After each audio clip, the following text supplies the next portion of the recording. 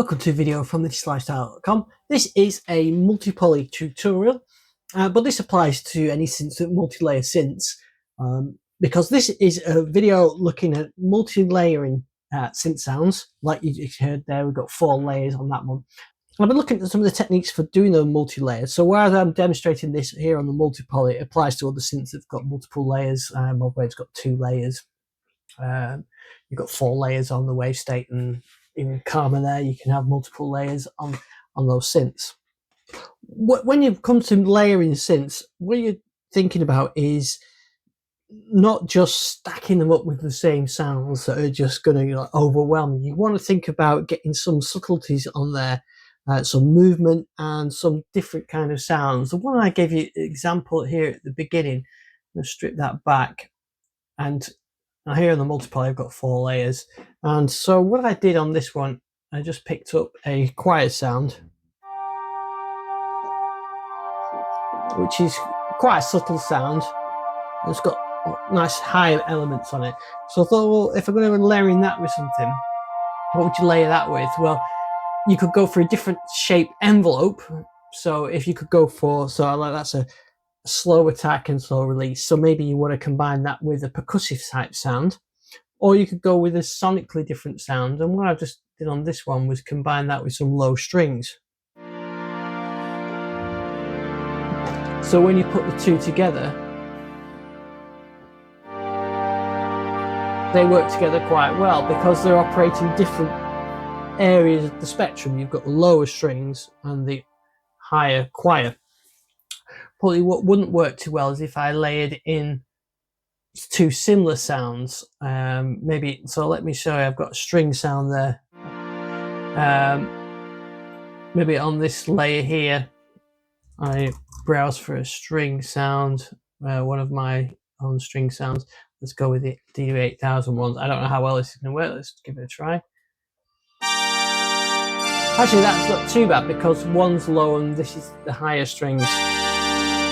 If I lowered this down to make it the same octave, that lower strings there, sort of the CS80 ones, are getting drowned out a bit by the W strings. But actually, what is interesting, when I do the key release, because it's got a short envelope on the DV8000 string, you get the long release of the DV8000 of the CS80 sound, and that does work together. So in that area, they do work quite well. So it's about thinking about these differences. So you're not just layering things so you get loads of volume. You might want to have something a bit different. So I was thinking of like a percussive sound. So I've just put a percussive sound in there.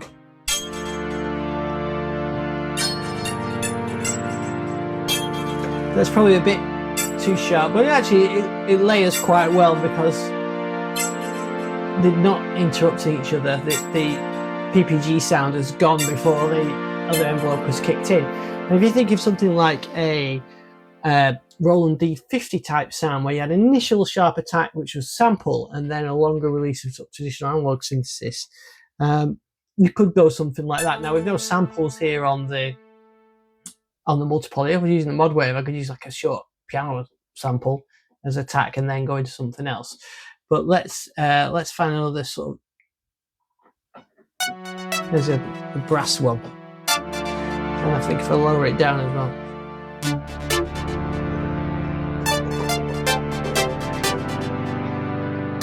And that one, probably, if I just.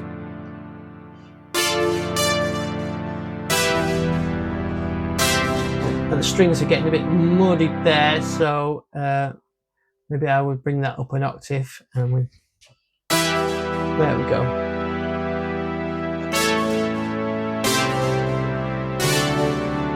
Now something else I did with this was introduced here. I had an organ sound.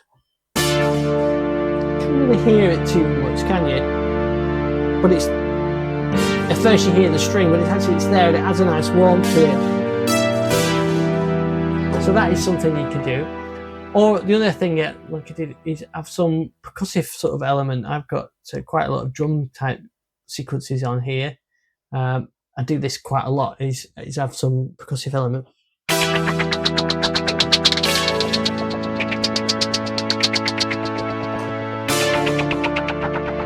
Now, if you're building up a track with sort of bass, kick, snare, and hi-hats, then you can build all those in the 4 layers to make a sequence. But that's not really layering sounds. That's more about creating the sequence. So that works quite as well. But actually, I can see that working if I have to bring that filter down, maybe give it a bit of reverb, a little bit of flanging, a bit of phasing. So you can see, I kind of see it works there.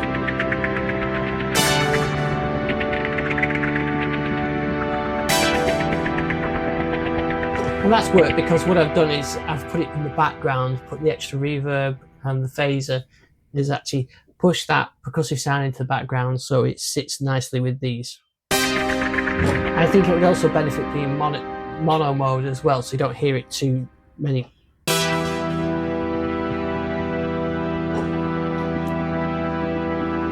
Bring that filter back a little bit.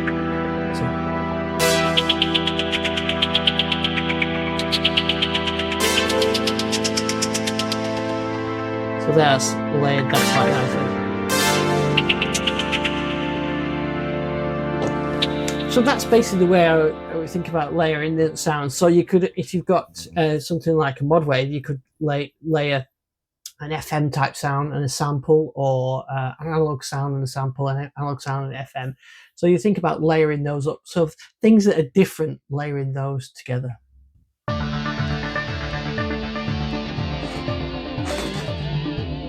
So here's one that has got multiple layers. And I've got the mod knobs to control those.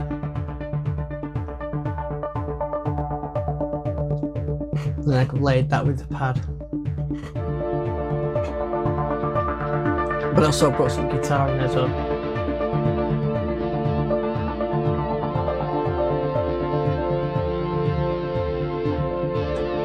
Bring that guitar out if I wanted.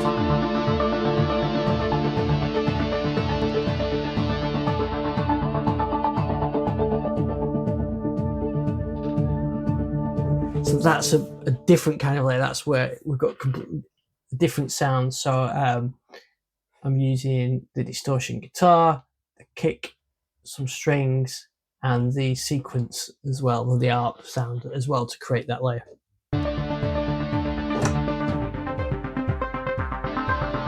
And I've got some splits on there as well. So the guitar's on the higher split. So those are the techniques that you can use when layering up these sounds. Think of things that complement each other, either sonically or rhythmically or envelopes, and I think that's a nice way of building them. I mean, you can use all 4 layers to build a super fat, obviously 16 oscillator sawtooth if you wanted to. You've got all that control when you're doing that with multi-layers. So I hope that helps. Thanks for the listener or viewer that sent in that question as well. Keep your questions coming in and ask requests for tutorials. I'll see you on the next video.